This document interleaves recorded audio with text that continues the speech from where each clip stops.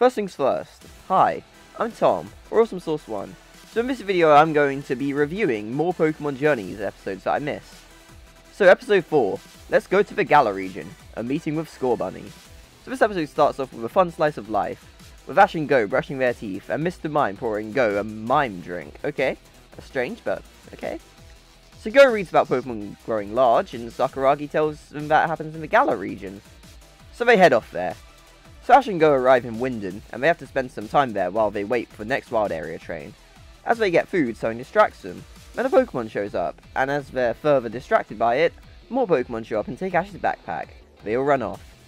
So Go notices some footprints and follows them, while Ash gets lost in the alleys. All the Pokemon meet up again, and Ash meets up with Go, who's found the Pokemon. They rummage through Ash's bag for food, and they identify one of the Pokemon as Nickets, but for the other one they can't find any data in their Pokedex. So Ash confronts the Pokemon and beats it up. I remember before this episode aired, people were joking, or they were being serious, and said that Pikachu would lose, and this would be proof that Ash was reset or whatever. But this ain't a level 5 Snivy situation. Ash kicks its ass, it's pretty great.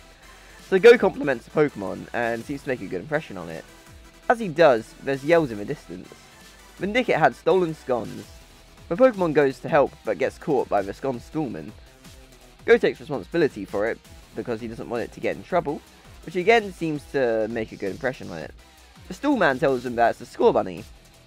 Because it was covering itself in dirt to fit in with the Nickit, the Pokedex couldn't read its data properly. Before Go and Ash have to head off, Go gives Scorbunny and the Nickit a speech about how they can go anywhere, if they believe it. And they don't have to resort to living like they do in Winden. It has a profound effect on the Scorbunny, and it's great that the Nickit can tell. They know it wants to go with Go, but it doesn't want to leave them. They throw Scorbunny onto the train, and they show Scorbunny that it's taught them well and they can fend for themselves. And the train is off to the wild area. So I really like this episode a lot. I think it paints Scorbunny in a mixed light. Like, it is stealing, but it was for the benefit of his friends, and it taught them to survive so he can fully get behind it going with Go. If it weren't for the Nickit deciding to put Scorbunny on the train, Scorbunny would have missed out on the opportunity of a lifetime. That being said, Go doesn't get Scorbunny in this episode. I think they have a visual design for London pretty down pat. And man, I thought it was the funniest thing how the skies are just grey all the time. That's accurate. To be honest though, I don't think that going to Galar was much of an event as you may expect it to be.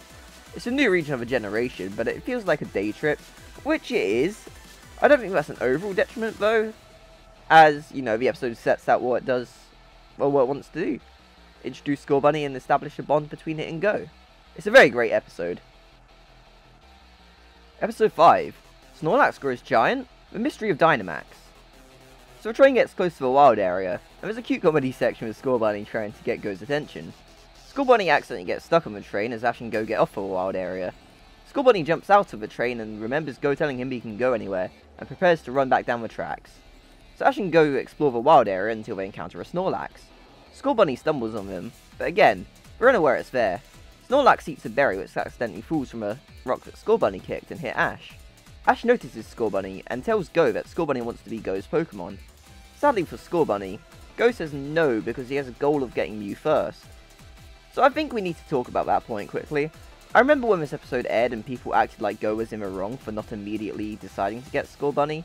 I disagree with that. He didn't ask Scorbunny to follow him. It's very sweet that it did, after the Nickits got it to, but Go let it down lightly, even if it's due to an unrealistic goal. As Scorbunny is upset, red lights float towards Snorlax, and it starts to Dynamax. I love the animation on Ash as he runs away. Instead of being a regular Dynamax, it's a Gigantamax, and it starts to take up space on the track. So Go and Ash need to stop Snorlax before a train comes. A Thunderbolt does nothing to it, establishing just how powerful Dynamax is. So Go comes up with a plan to get a berry to fall, so Snorlax will jump up for it. Scorbunny is worried when Go starts to climb up Snorlax.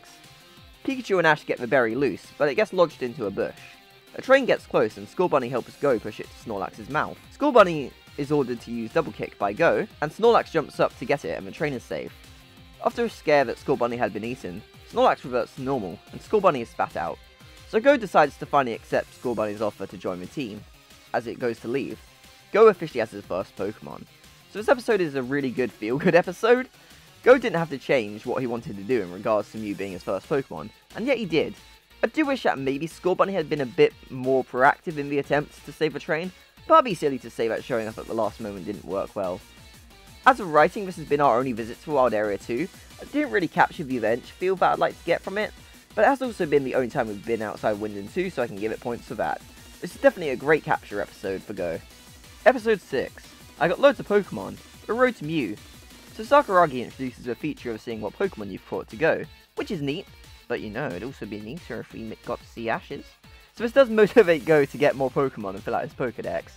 So this is essentially a Pokemon Go episode. Your tolerance for this episode may vary. It's very easy to look back at, say, Advanced Generation and look at Ash telling May to battle a Pokemon before trying to catch it, when she fails to capture her Azurill.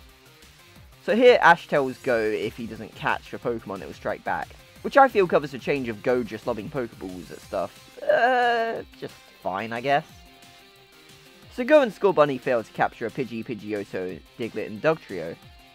Scorbunny hears a Caterpie which Go catches with a nice throw. More Pokemon Go influence there. So Go's goal for this episode is to get all of the Kanto bugs. And I won't list them all, but some notable catches are Butterfree as Go and Scorbunny use teamwork to get it, a Pinsir that Pikachu attacked, a Beedrill that escaped Pikachu's Electro Web. Ash does actually tell Go to battle a Venonat that escaped a Pokeball, and while Go doesn't want to do it first, Scorbunny does. They head to the Pokemon Center as Scorbunny gets poisoned by Venonat, and Go realizes he wasn't paying enough attention to his own Pokemon, which was a good moment. He's a new trainer and gets caught up in the action. That's great. So Go and Ash decide to compete with a Cypher. Go encounters it first, and Go realizes he has to battle it first. After a fairly tough battle for Go, Scorbunny gets the upper hand and Go gets the last Kanto bug he needed. Go and Scorbunny are related. So Sakuragi introduces his park to them, a place any Pokemon they catch can stay. When Kaharu questions Go about his catches, Go says that since Mew has the genes of all Pokemon, he'll get all the Pokemon to work his way up to Mew. Ash reaffirms his Pokemon Master dream, without saying what it is again. As I said, your tolerance for this episode will depend on how much you care for Pokemon Go. As someone who plays a lot of Go, I found it okay, and thought they did a fine job of having a few of the Pokemon get weakened through attacks to balance out how the anime has been before, with a new style more oriented for Pokemon Go. It probably is the weakest episode so far, but Go got a new goal from it, so I'm not too fussed. The episode is just alright, not anything amazing, but it works.